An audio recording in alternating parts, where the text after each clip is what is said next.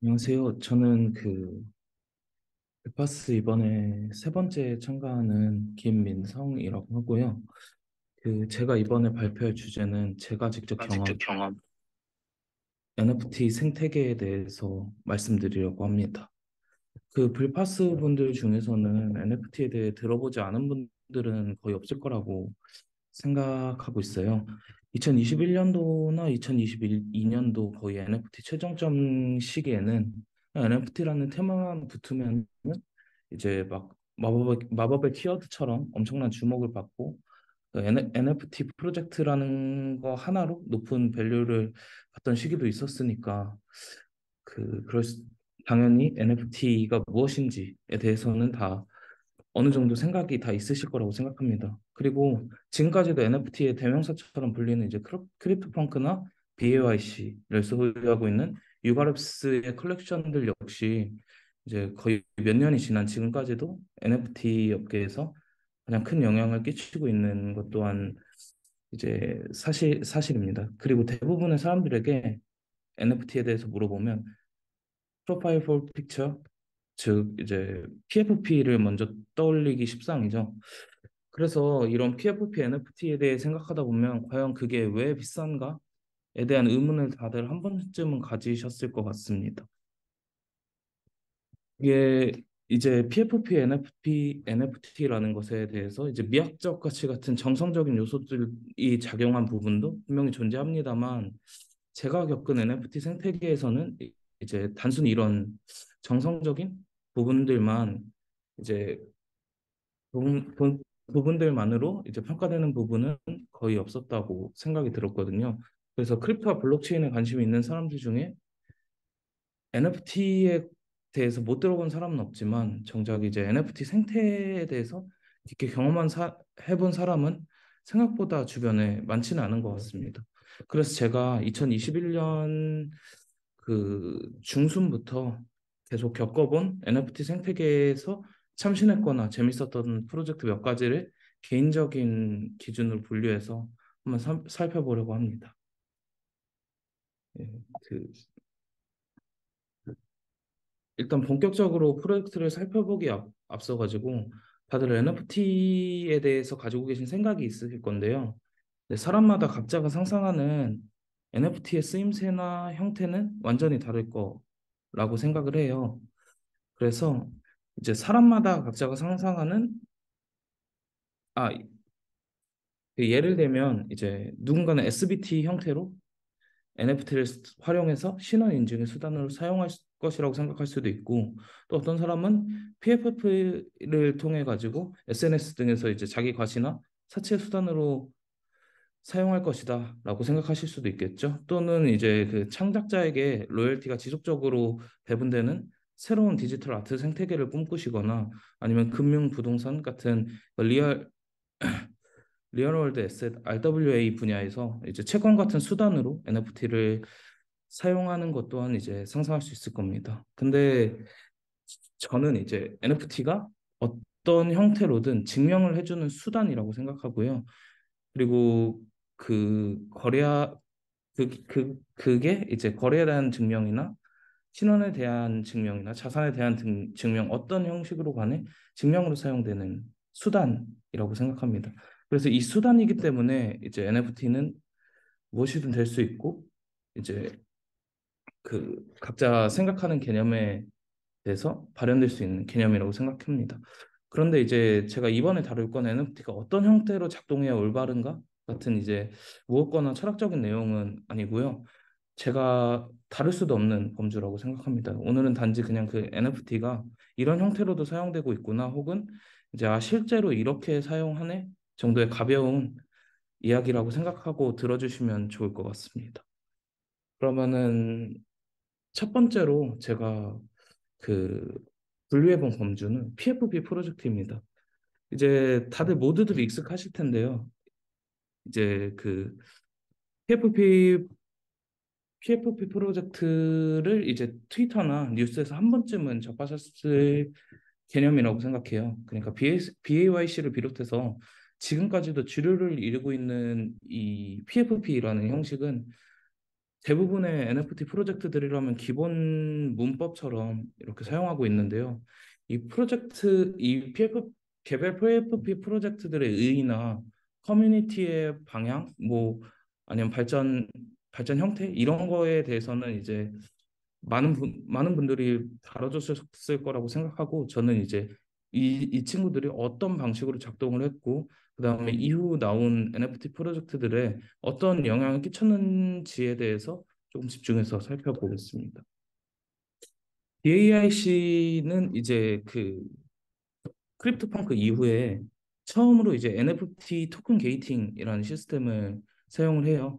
이건 지금 현재 저희가 많이 알고 있는 그 콜랩 랜드를 통해서 그 베리파잉 하는 과 시스템이라고 보시면 되는데요. 이 당시에는 이제 콜럼 랜드가 2020년도쯤에 나왔었기 때문에 그 전부터 BAYC는 이제 NFT 토큰 게이팅을 통해서 프라이빗 커뮤니티에서 어떤 것을 할 수 있구나라는 것을 처음 알려준 그런 프로젝트라고 보시면 될 것 같아요.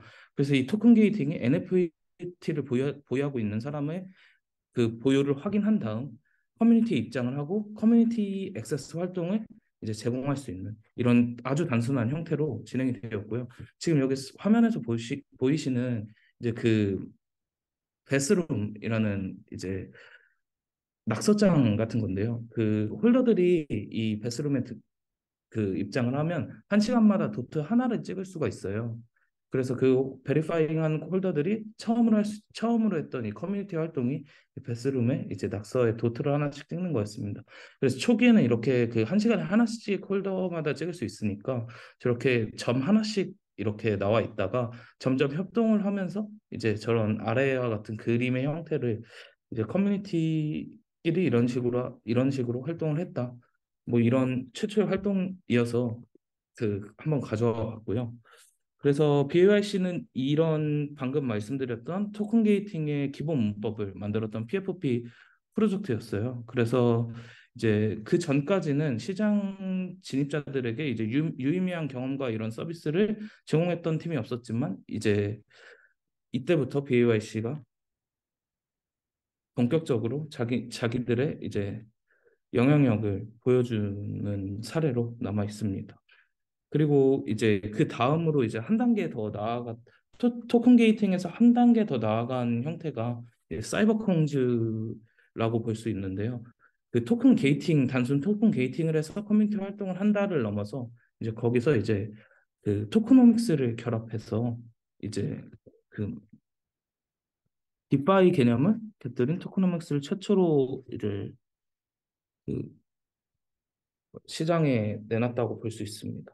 그러니까 바나나라는 토큰, 그러니까 사이버콩즈는 제네시스 1000개짜리의 단순 PFP 프로젝트였는데요.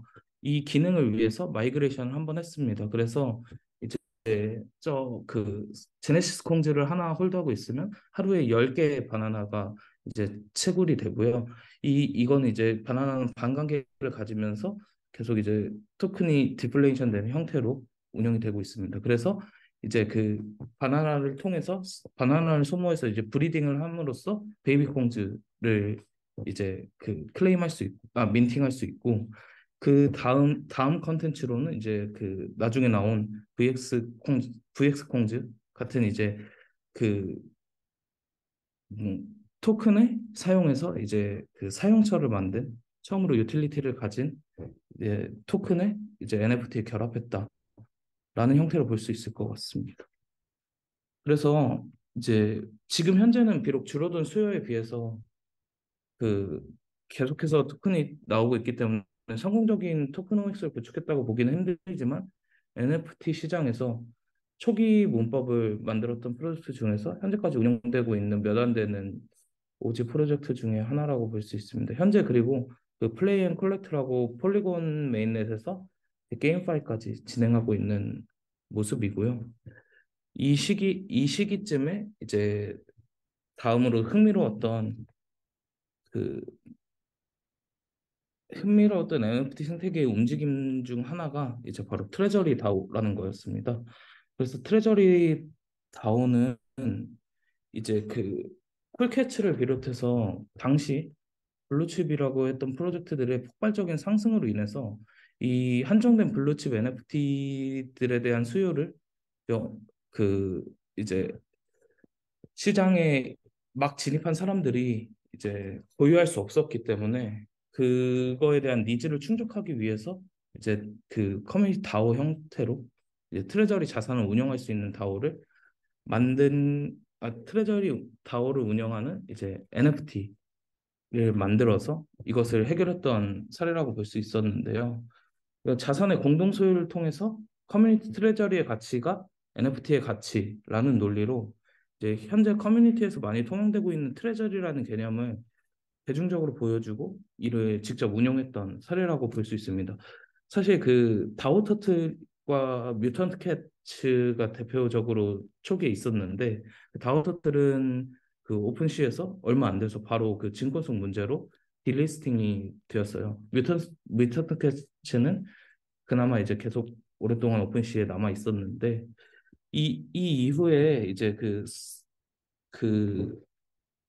뮤턴 스케치 같은 경우에는 이 이후에도 이제 운영을 멈추지 않고 이제 후에는 이제 트레저리 풀을 피시라는 토큰으로 토큰화해가지고 프랙셔널라이즈해서 배분해서 이제 그 초기 홀더들에게 그 환불 형태를 제공을 했고 이후에도 계속 뭐 컬렉션을 리브랜딩하고 뭐 다시 그 트레저리와 볼트를 계속 확보하면서 이제 지속적으로 프로젝트를 운영하려는 시도를 보여줬고요. 현재까지 커뮤니티 에셋을 공동 소유하면서 운영하고 있는 다오 중에 하나로 현재까지 남아 있습니다. 그 다음으로 살펴볼 건 이제 리스크 프로토콜이라는 형태인데요. 그 울프 게임을 대표적으로 예를 들 수 있을 것 같습니다. 울프 게임은 이제 이더리움 메인넷 기반의 NFT 리스크 프로토콜이라고 자기들을 소개하는데요. 울프 게임은 이제 NFT 씬의 생태계를 기반으로 하는 일종의 약간 심리 게임 같은 형태로 진행이 되었습니다. 그러니까 늑대와 양 NFT를 이제 그 초기에 민팅을 했었고요. 이제 이것을 이제 전략적이고 정치적으로 운영되게 하는 그 요소를 집어넣었는데 그 14마리의 이제 알파 8 울프를 주축으로 이제 그 알파 8 울프 하나당 이제 팩이라는 집단을 이룰 수 있어요. 그래서 집단들끼리의 이제 하루에 한 번만 공격, 방어라는 이제 의사결정을 가질 수가 있는데 보통 알파 8 울프는 인플루언서들이 주도를 했었고요. 뭐 유명한 그 비니 맥시라는 친구나 이제 지머니 같은 친구들이 주도를 하면서 자기들끼리 이제 공격을 할지 방어를 할지 그걸 이제 트위터에 포워딩하면서 정치적인 게임으로 이렇게 발전을 해왔습니다. 그 당시에는 이더리움 가스비가 굉장히 비쌌고 그다음에 한정적으로 트랜잭션을 운영할 수밖에 없었는데 하루에 한 번 그리고 이제 그 여타 다른 P2E처럼 많은 시간을 소모하는 게 아니라 그 하루에 한 번의 의사결정으로 이제 그런 게임적인 요소를 다 담을 수 있었던 상당히 재밌는 시도 중에 하나였고요. 그래서 그 우를 생성하는 그 양을 차지하기 위해서 이제 그런 그 알파 A 울프들이 정치적으로 이제 경쟁하는 형태의 온체인 게임이었습니다. 현재는 더욱 고도화되면서 이제 다양한 컨텐츠들이 추가되고 단순히 그 페이지 원의 그 울프하고 그 양의 그 뭐 단순한 대결 구도가 아니라 좀 더 더욱 많은 생태계가 발전해 왔고요. 그다음에 현재까지도 강력한 커뮤니티 기반으로 이제 많은 그, 그 활동이 일어나고 있는 것으로 알고 있습니다. 그리고 울프 게임의 모델을 참고해서 솔라나에서도 뭐 캅스 게임 같이 간단한 형태로 이제 거의 파생들이 나오다가 이제 최근에 좀 그 고도화해서 재밌게 나온 프로젝트 중 하나가 더 헤이스트라는 프로젝트인데요.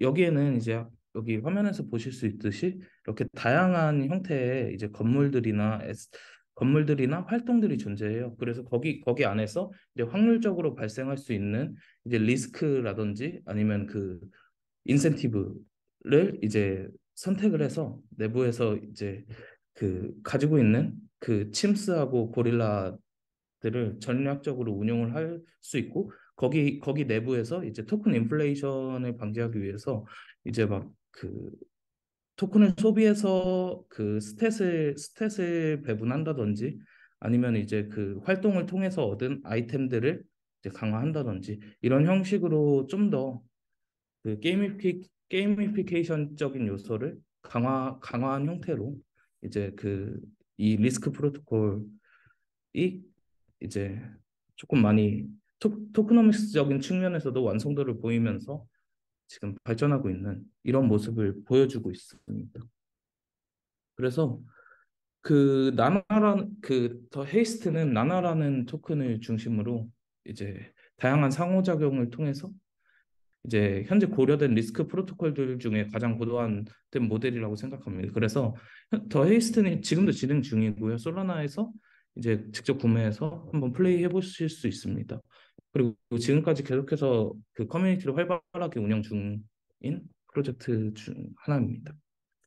그리고 마지막으로 살펴볼 것은 이제 조금 이 NFT 시장의 어두운 단면 중 하나라고 생각을 하는데요.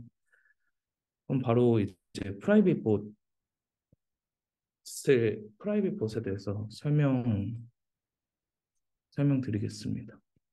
그 프라이빗 봇은 이제 그 초기에 BAYC를 시작으로 계속해서 NFT 시장이 발전해 왔고, 그다음에 NFT 프로젝트들에서도 이제 토큰 게이팅 커뮤니티가 이제 기본적인 문법으로 자리 잡게 되었을 때 자연스럽게 그 NFT의 가격이 그 커뮤니티가 어떤 가치를 홀더에게 제공해 주느냐 이거에 따라 결정되게 되었어요. 그래서 이것 때문에 이제 NFT 커뮤니티에서는 이제 수많은 알파 커뮤니티라고 불리는 애들이 생기게 됐는데요. 그 당연히 이더리움에도 있었고 솔라나에서도 있었고 다양한 형태로 이제 발전을 해 왔는데 근데 결국에는 커뮤니티의 알파 커뮤니티의 특성은 계속해서 분열하거나 파생되는 형태로 이루어져 있어요. 그래서 결국 모든 생태계가 그렇듯이 끊임없이 알파의 알파 또 그 알파의 알파 같은 형식으로 계속해서 분산되는 문제를 가지고 있었어요. 그래서 이제 이런 생태에서 이제 그 빠르게 솔라나 NFT 그 캔디머신 V1이라는 V1, V2까지 이어지는데 캔디머신 V1, V2의 허점이 있었어요. 그러니까 결국 하나의 NFT 그 표준을 통합하다 보니까 결국에는 백도어라는 문제를 막지 못했었는데요. V2까지는. 그래서 이제 특정 그 CLI 복 같은 걸 사용하면 이제 그 인기 있는 프로덕트의 퍼블릭 민팅 같은 경우를 이제 막 특정인이 막 수십 개, 수백 개씩 민팅하는 막 이런 사태가 계속 발생했었어요. 근데 사람들이 이제 그거를 직접 눈으로 인식하게 된 계기가 바로 저 사이버 키스라는 NFT를 통해서 사람들이 그걸 직접 인식하게 되었는데요. 사이버 키스가 뭐냐면 그 아까 말씀드렸듯이 토큰 게이팅 기반 NFT 커뮤니티가 그런 식으로 그 굴러간다고 말씀드렸잖아요. 근데 그 CLI 봇을 이제 저 NFT를 통해서 토큰 게이팅을 하고 그 프라이빗 봇을 통해서 이제 대량 민팅할 수 있는 그 봇에 액세스할 수 있는 권한을 NFT 형태로 팔았던 게 최초로 팔았던 게 저 사이버 키였습니다.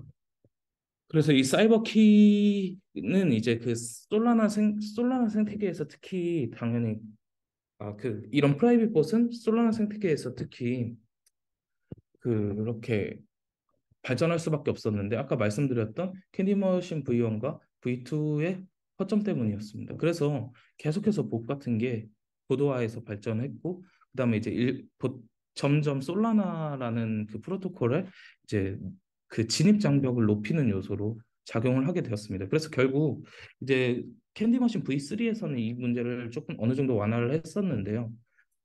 근데 이미 장벽이 높아져 있고 그다음 이 봇에 대한 그 프로젝트들의 이제 노이로제가 너무 심했기 때문에 그 주로 이제 솔라나 생태계는 화이트리스트 위주로 굴러가는 형태로 이제 NFT 생태계가 전개되게 되었습니다. 그래서 그 아까 말씀드렸던 사이버 키스는 그냥 단순 시작이었고요. 이제 범용적으로 많이 쓰였던 이제 소울 툴즈 같은 경우가 대표적이겠고 그다음에 어반 AIO 같은 고성능의 봇 뭐 이런 것들을 통해서 이제 계속해서 이런 컬렉션들이 출시되다 보니 이제 폐쇄적인 그 솔라나 NFT 생태계가 좀 폐쇄적인 모양을 띠게 되었습니다.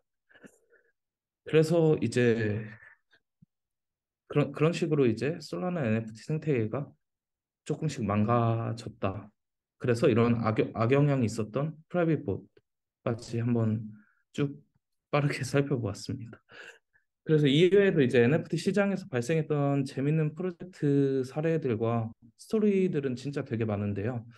그 NFT 파이나 최근에 막 뭐 블러에서도 그 발표를 했지만 NFT 파이나 그 에스크로 거래 플랫폼으로 시작했다가 이제 뭐 나중에는 NFT AMM으로 발전했던 뭐 수도 수업 같은 경우가 있을 거고 이제 카지노 프로토콜의 수익 분배형 NFT 같은 이제 디젠 팻캣이나 이제 예전에 그 아이스포커 같은 경우 같은 이제 재밌는 프로젝트들과 다양한 커뮤니티 간의 갈등까지 지금 이렇게 간단한 발표로는 살펴볼 수 없는 재밌는 이야기들이 많이 존재하고 있지만 이제 한정된 시간 안에 그리고 좀 임팩트 있는 이야기들을 전달드리기 위해서 개인적으로 선정한 프로젝트들과 사례들만을 한정적으로 다룰 수밖에 없었던 점을 조금 양해 부탁드리고 그 PFP가 주도하는 NFT 생태계가 언제까지 지속될 수 있을지 그리고 어떤 프로젝트가 살아남을지에 대해서는 이제